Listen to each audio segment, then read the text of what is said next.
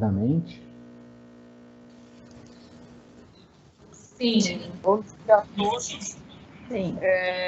Eu sou Elisa Figueiredo, quero agradecer a presença de todos e apresentar a vocês o Richard e a Paula, nossos advogados trabalhistas, que vão bater um papo aí com vocês sobre a MP 936, é lógico também acaba englobando a MP 927. Ontem a gente teve um bate-papo interessante às 18 horas, com uma participação de mais de 40 pessoas sobre esse mesmo tema, e a gente conta com a participação de vocês ativamente para poder tornar mais dinâmica e mais esclarecedora aí a MP e os termos dela, que, como a gente sabe, são novidade para todo mundo, embora atualmente passou 24 horas, mas nada é novidade, né? Tudo muda bastante ultimamente. Então, bem-vindos, obrigada pela participação. Richard, passo a palavra para você. Bom dia a todos, obrigado, Elisa. Desculpa, Richard, só um pedido antes.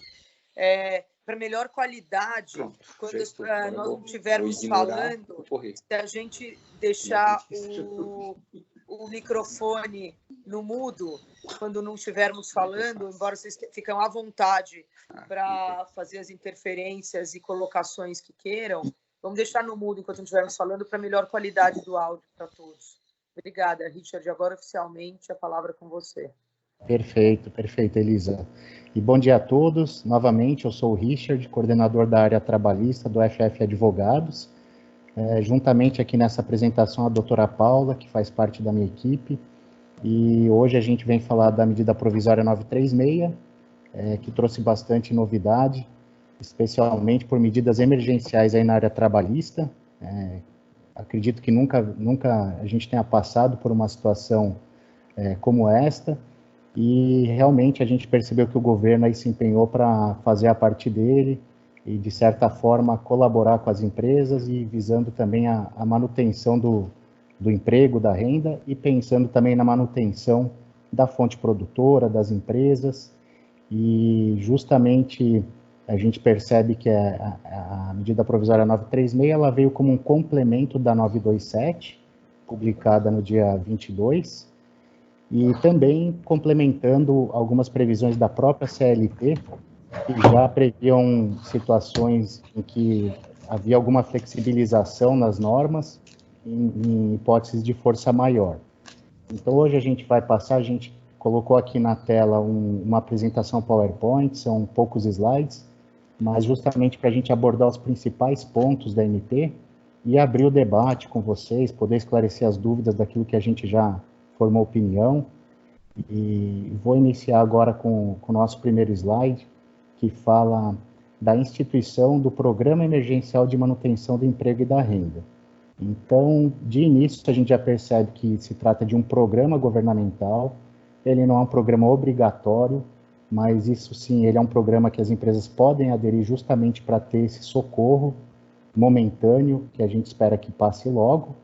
E justamente por isso os prazos previstos dentro da SMP para as medidas que são possíveis, eles são prazos relativamente curtos, né, de 60, de 90 dias. Então, justamente como eu falei, a medida provisória traz complementos para a 927 e para a própria CLT, com a justificativa de enfrentamento do estado de calamidade pública. Esse estado de calamidade pública ele já foi reconhecido num decreto legislativo, e desde lá a gente, tanto na área tributária, na área societária, contratos, e na área trabalhista, a gente vem tendo uma série de normas a partir daquele decreto, justamente para tentar equilibrar toda essa situação e buscar uma superação conjunta da crise, né? Hoje a gente não pode pensar só na empresa, não pode pensar só no empregado, e dentro de cada de cada entidade, a gente também não pode pensar em uma área específica, ou seja, resolver a parte tributária, não resolver a trabalhista e assim por diante. Então, como medidas, ou até como objetivos da lei, passando aqui para o próximo slide, a gente percebe que a MP trouxe com clareza a preservação do emprego e da renda, a garantia da continuidade das atividades laborais e empresariais, ou seja, manutenção de empregos, especificamente, e reduzir os impactos sociais, ou seja, a gente precisa ajudar as empresas, a gente precisa ajudar os empregados, e tem todo um lado social por trás disso que não pode ser deixado de lado, porque as pessoas precisam ter a subsistência necessária, precisam ter dinheiro para o consumo gira a economia, e assim por diante. Então, está tudo interligado, né? E como medidas, a gente tem 3 medidas específicas, e bem elencadas na MP 936, e a primeira delas é um pagamento do benefício emergencial de preservação do emprego e da renda. A gente vai chamar de benefício emergencial, a norma repete isso várias vezes, e a gente sabe que esse benefício ele é destinado aos empregados que se sujeitarem a esse novo programa. Para as empresas, a gente tem 2 medidas que são possíveis, que é a redução proporcional de jornada de trabalho e de salário concomitantemente, e a gente tem a suspensão temporária do contrato de trabalho. São 2 modalidades que têm justamente essa visão de ajudar o empresário a lidar com essa situação de crise e de calamidade pública. Passando adiante, a gente destaca aqui que que a MP também ela trouxe expressamente que os recursos para esse programa eles provêm da União. Em paralelo, isso de alguma forma vai ter que ser recomposto, seja por empréstimo compulsório, que já foi cogitado, seja por novas tributações, né, que podem vir, ou até majoração de tributos, apesar da gente estar num período difícil, mas isso deve vir em algum momento. A gente tem como uma característica também a agilidade, ou seja, quando que eu posso utilizar dessas medidas trazidas na MP 936. Então, a partir do momento em que você fizer um acordo individual ou coletivo com seus empregados, você tem que fazer isso com comunicação prévia de 48 horas, 2 dias, né, aos seus empregados, e você tem 10 dias para comunicar ao Ministério da Economia. Isso para quê? Para que a partir dali comecem-se a contar os 30 dias para que o Ministério da Economia, o governo, eles comecem a pagar esse benefício emergencial para os empregados.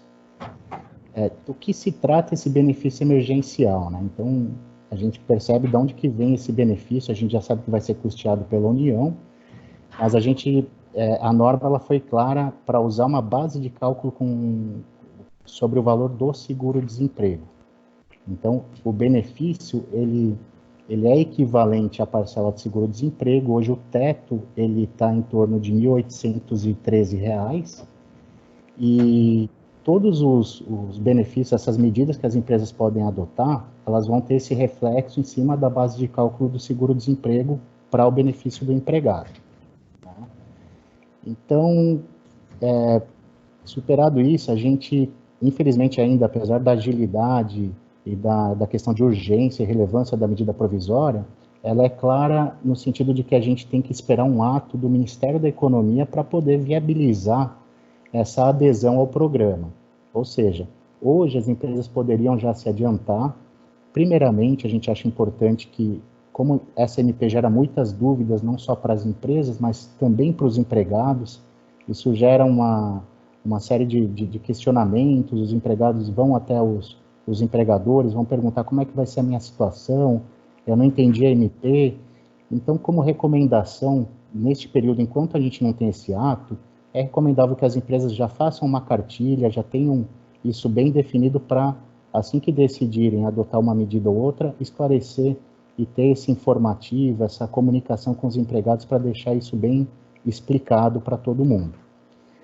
Esse ato deve sair para os próximos dias e ele vai permitir, seja pela internet, seja por algum sistema do Ministério da Economia, que se possa fazer essa adesão ao programa.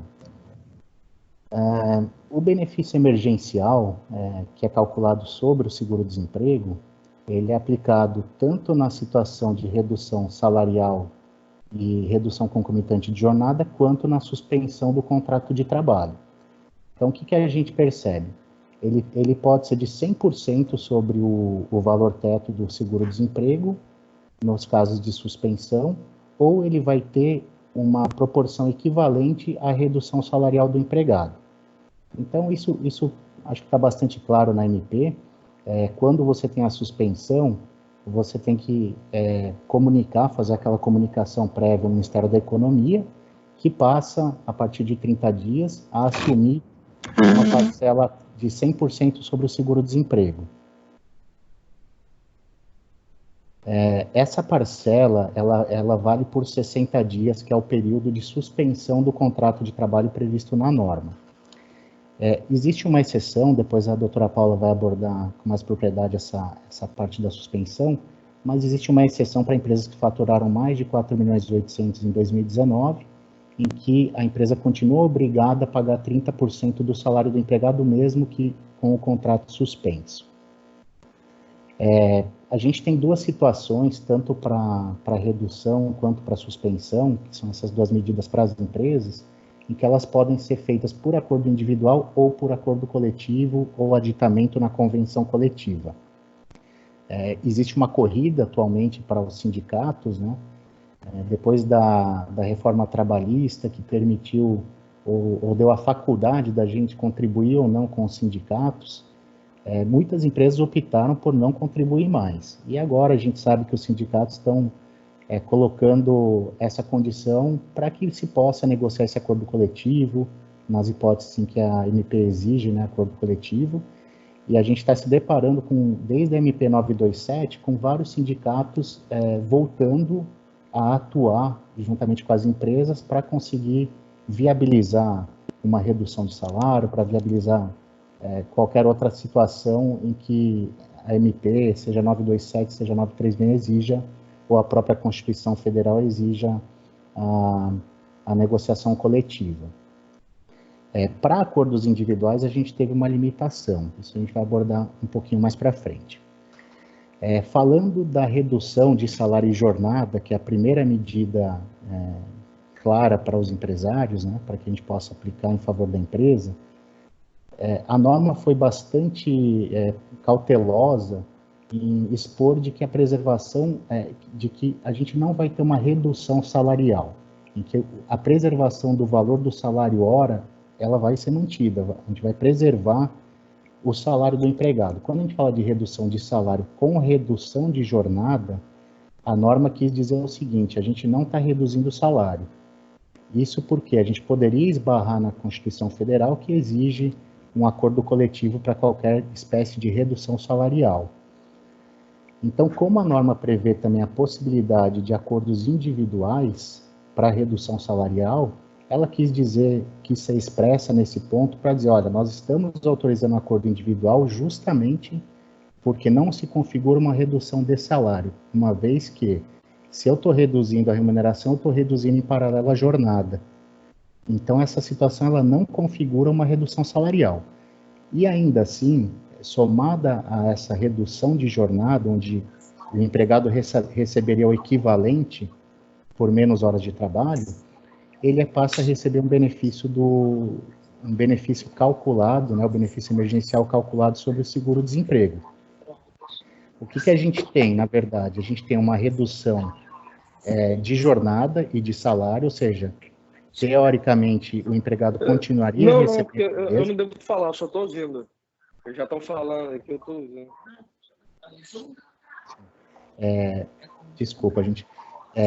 Então, o que acontece? A gente percebe que tem uma redução proporcional tanto da remuneração quanto do salário, tanto da remuneração quanto da jornada, e, em paralelo, quando o empregado passa a receber esse benefício emergencial, ele acaba tendo um incremento sobre o valor daquela hora trabalhada.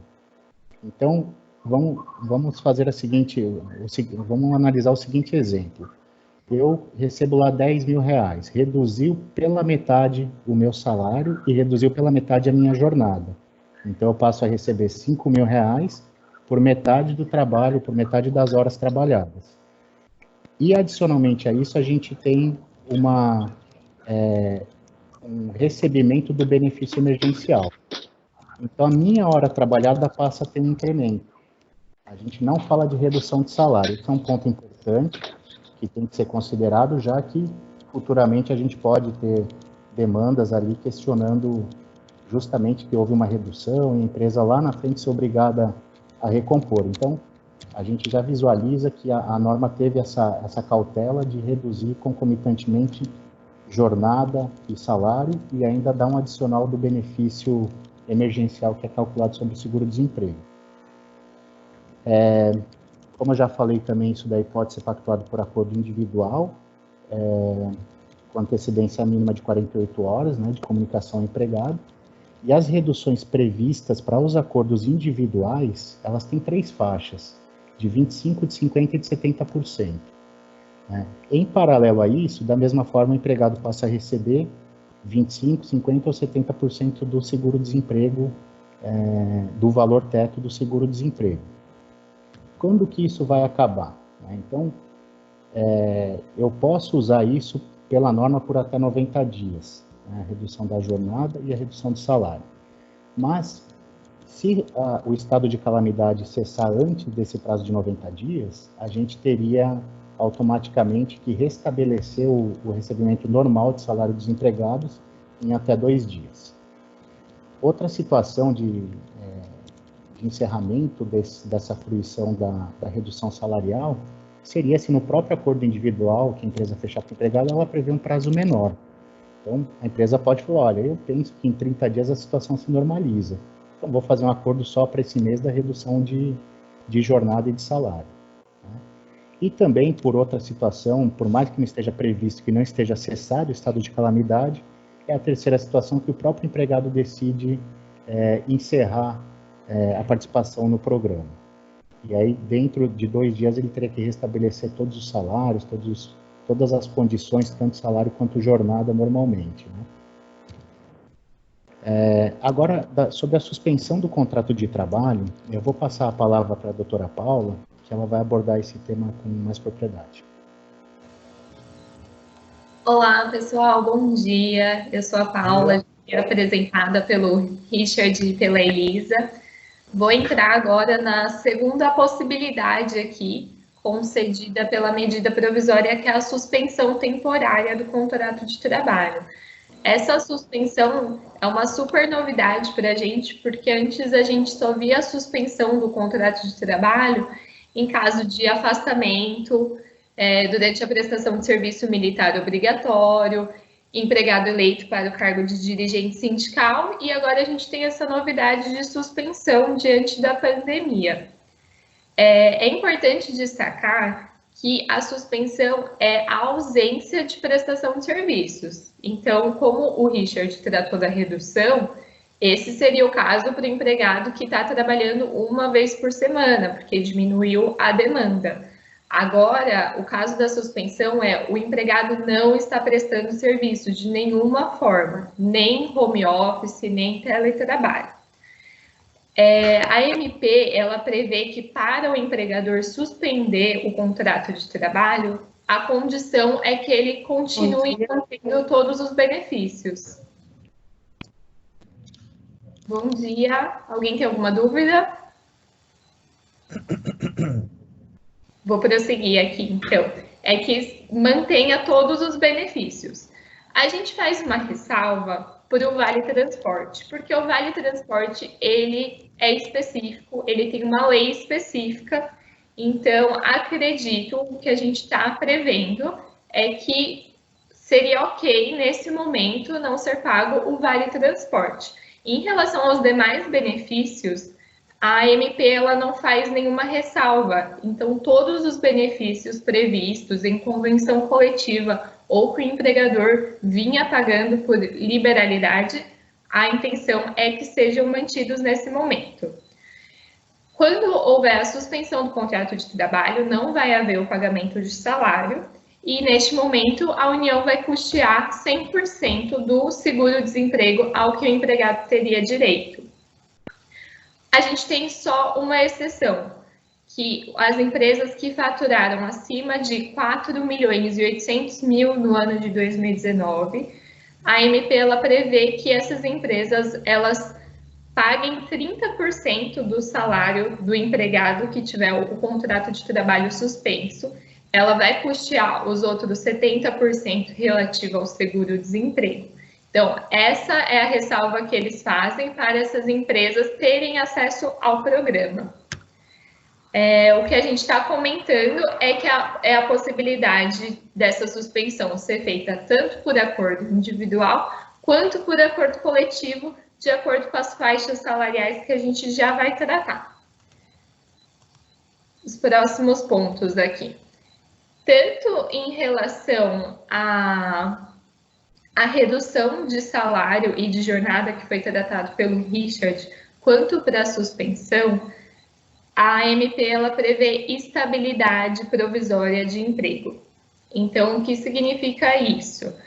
O empregador que aderir a esse programa, que os seus empregados tiverem acesso a esse benefício, ele está concordando que vai manter os seus empregados no emprego pelo período que ele aderiu ao programa, somado a este período. Então, só para explicar, para não ficar redundante, eu aderi ao programa pelo prazo de 90 dias, que é o máximo previsto pela MP. Então, meus empregados têm estabilidade durante o programa, somados a 90 dias depois que cessar essa situação.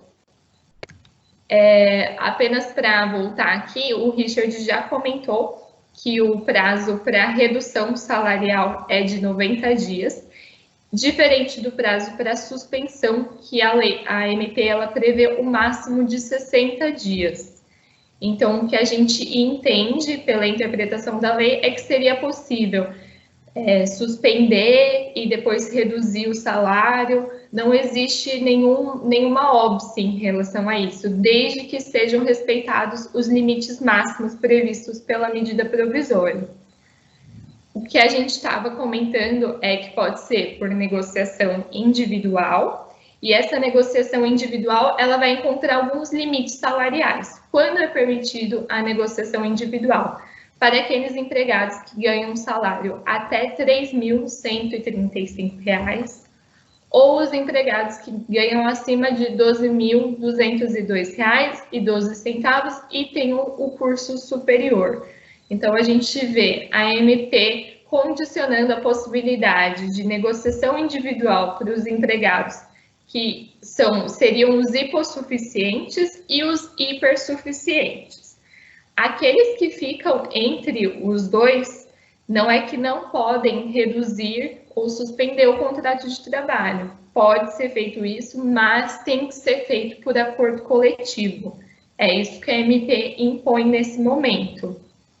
Assim como a AMP possibilita de variar o percentual de redução e etc. através de acordo coletivo.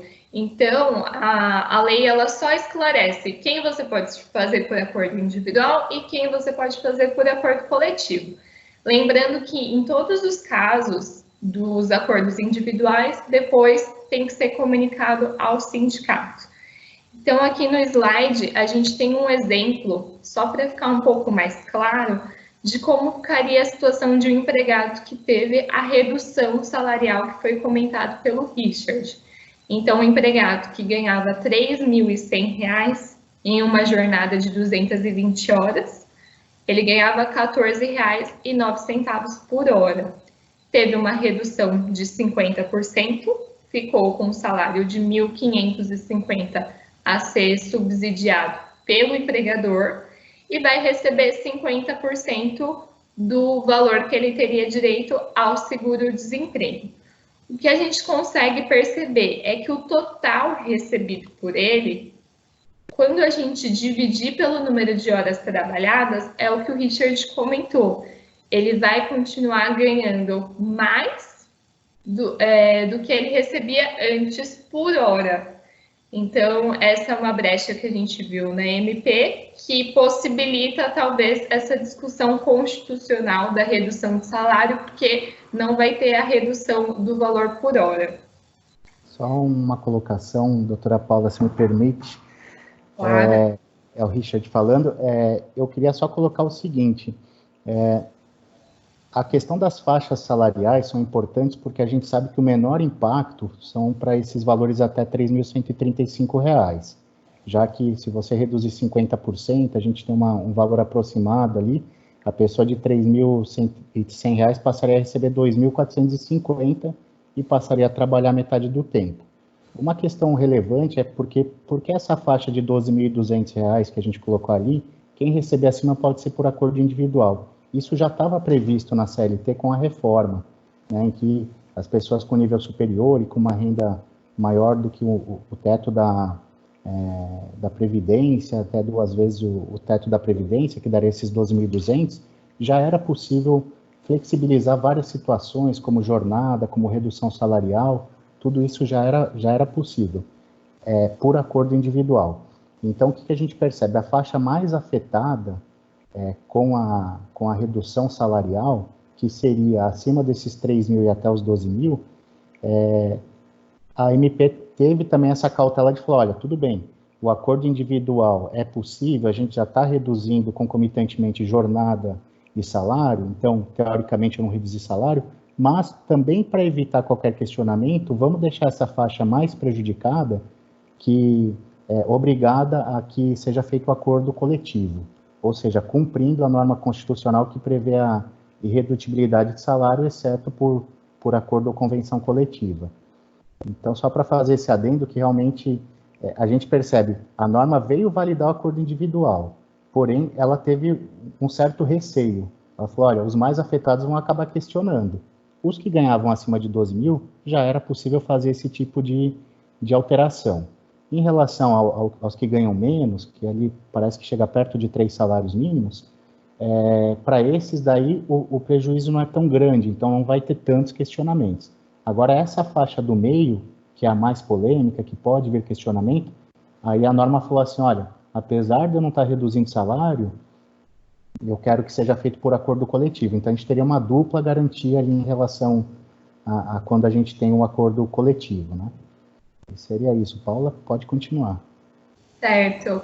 O que a gente percebe nesse momento é que a gente já estava comentando que já estão vindo ações ou pedidos de inconstitucionalidade por conta dessa redução salarial, falando que fazer o acordo individual com aqueles que ganham até 3.135 seria um tipo de coação, porque essas pessoas talvez não entenderiam o que está acontecendo, mas o nosso posicionamento é de que a gente tem muito material, a MP ela trouxe muita base para a gente conseguir sustentar essa redução salarial nesse momento, porque é um caso totalmente atípico.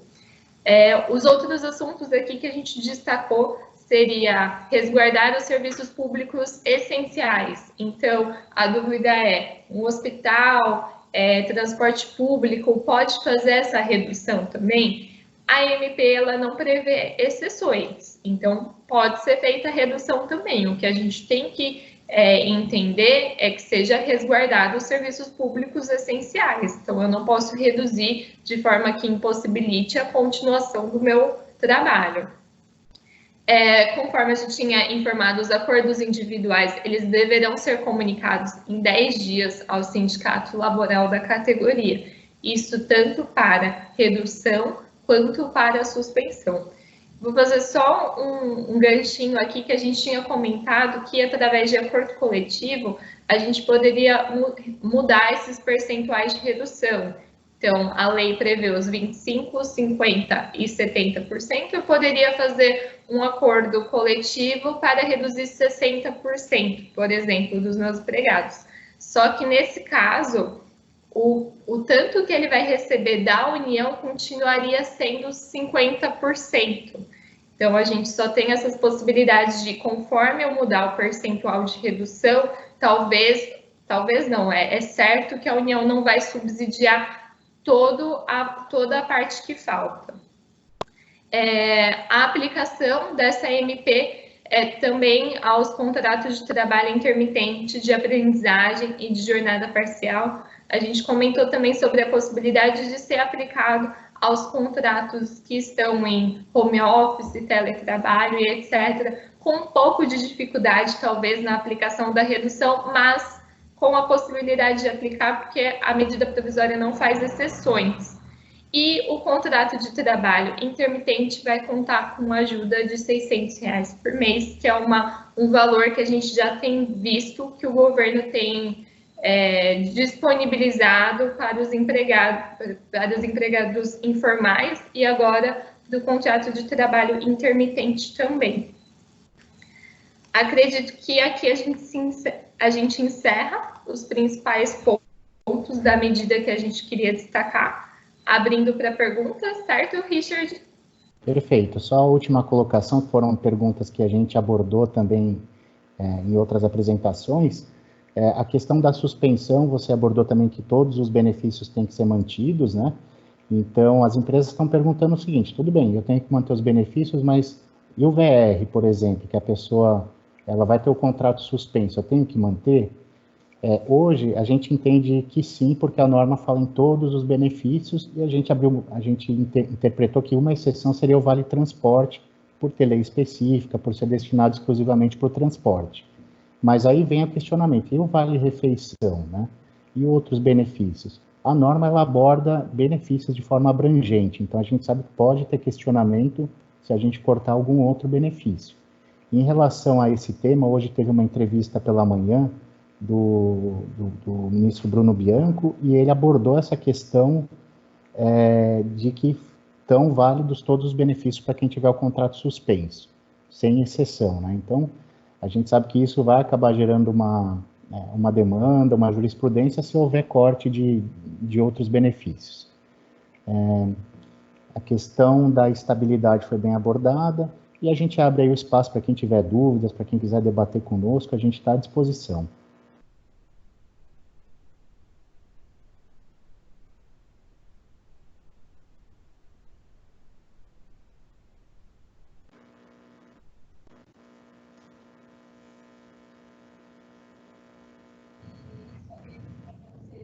Bom dia, Richard. Bom dia. É o Luiz Felipe da Canon, como vai? Tudo bem? Ô, Luiz Felipe, como é que vai? Tudo jóia? Tudo bem, tudo bem. Bom dia, doutora Paula. Bom, Só uma pergunta, você passou rapidamente logo no início, e era uma dúvida, eu fiquei lendo ontem a MP, você comentou que o Ministério da Economia vai disponibilizar um programa, enfim, como é que vai ser feita essa parte como é que nós vamos materializar esse ato, a adesão e etc.? Perfeito. O que acontece é que a MP, ela trouxe a regra geral e agora a gente precisa colocar isso em prática, né? Isso. E ela já trouxe essa previsão de que o Ministério da Economia vai publicar um ato, isso fica a cargo do Ministério da Economia, essa administração, essa viabilização, e o que a gente espera é que seja rápida, né? Essa publicação de um ato formal, de uma resolução, qualquer norma que possibilite ou que viabilize, seja via sistema do Ministério da Economia, seja algum outro sistema que a gente possa comunicar rapidamente essa adesão ao programa, seja com a suspensão, seja com a redução salarial. Então, o que está pendente ainda é a publicação dessa forma, ou seja, sistematizar. Eu entendo que essa semana que eles tiveram entre a MP 927 e a 936, né, estiveram aí um pouquinho mais de 10 dias, serviu também para eles se prepararem. Então, assim que publicar a MP, o ato deve vir aí, acredito que no início da próxima semana a gente já tem essa forma. E esse meio tempo que a gente aconselha é que a empresa, quando tomar a decisão de qual modalidade vai utilizar, se for aderir ao programa, é que ela tem que fazer essa comunicação com 48 horas aos empregados, tem que firmar esse acordo individual. E, da mesma forma, formalizado esse acordo, ela vai ter que comunicar depois o Ministério da Economia. Como a gente ainda não tem essa segunda opção, agora é o momento do quê? Das empresas chamarem os empregados, comunicarem o que vai ser feito, fazer os acordos, ou individuais ou coletivos, né, se for necessário, e instruir os empregados, a empresa de repente formar essa cartilha de comunicar qual que é a decisão da empresa e como vai funcionar, porque isso vai gerar bastante dúvida e um fluxo muito grande aí de questionamentos aí dos empregados para a empresa. Então, assim, como a gente está nesse meio tempo entre a publicação do ato e a edição da medida provisória 936, É o momento da empresa já se adiantar, fazer a opção dela internamente, comunicar aos empregados, correr atrás desses acordos individuais ou coletivos, se necessário, e em seguida, assim que publicar o ato, já está com tudo isso pronto. Tá bom, obrigado, ficou claro. Obrigado. Richard, Paula, vocês poderiam explicar o que se aplica aos empregados domésticos, por favor? Com relação aos empregados domésticos, a norma ela não fez exceção aos empregados, então eles também estão abordados dentro da CMP.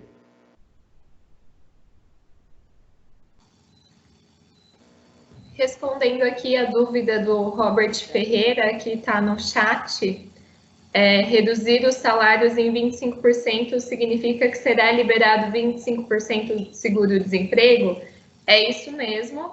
E reduzir 70% significa que receberá 70%. É isso mesmo. Eu só fiz um destaque porque os percentuais do seguro-desemprego, eles são fixos. 25, 50 e 70. Então, se por meio de convenção coletiva, acordo coletivo, você fizer um percentual diferente com seus empregados, então, acordar em 60%, por exemplo, como o percentual do seguro-desemprego ele é fixo, não significa que o seu empregado ele vai receber os outros 40%. Ele vai manter os valores fixos de 25%, 50% ou 70%. A gente pode até deixar depois disponível uma tabela dessas escalas para vocês. Mas se for seguir exatamente o que está na medida provisória, é isso que você falou mesmo. A redução de 25% gera o seguro-desemprego de 25%.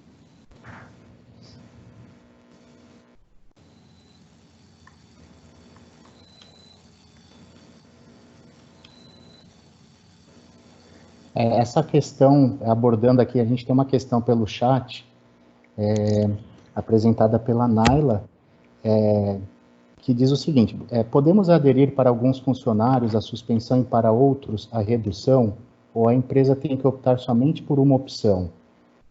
Isso é muito importante, a gente discutiu bastante em outras situações, a questão da isonomia. A norma ela não tem essa vedação de você fazer. O que a gente tem que ter como princípio é a isonomia entre os empregados. Isso é extremamente importante para evitar questionamentos futuros aí em demandas judiciais.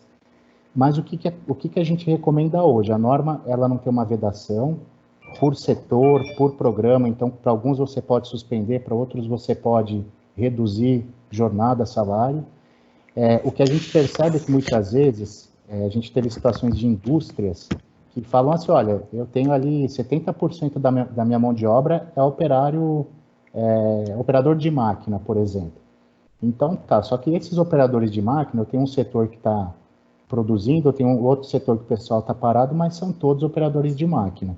Se eu fizer para alguns e para outros não, eu estou ferindo a isonomia, é isso que a empresa tem que se resguardar. Sem análise detalhada, o judiciário pode entender que houve infração ao princípio da isonomia. Ou seja, se reduziu de um, tinha que reduzir do outro, ou restabelece o de todo mundo.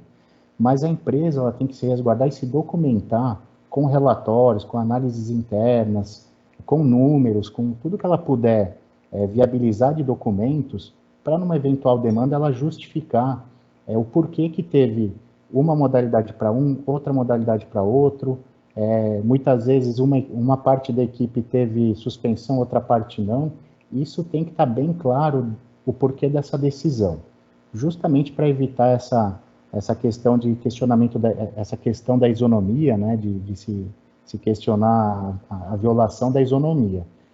Isso é muito comum na Justiça do Trabalho, de que as pessoas equiparem, né, falem: olha, eu tive essa situação, enquanto que a pessoa que trabalha junto comigo, ela teve uma situação diferente. E aí acaba conseguindo uma equiparação, né? Então, para evitar isso, o que a gente sugere?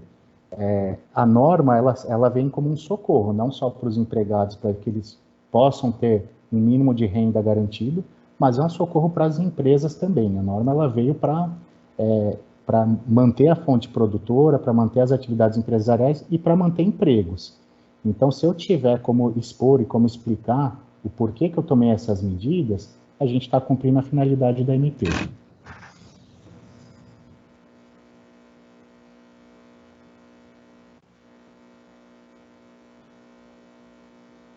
Vamos ver se tem outras questões, a gente está à disposição.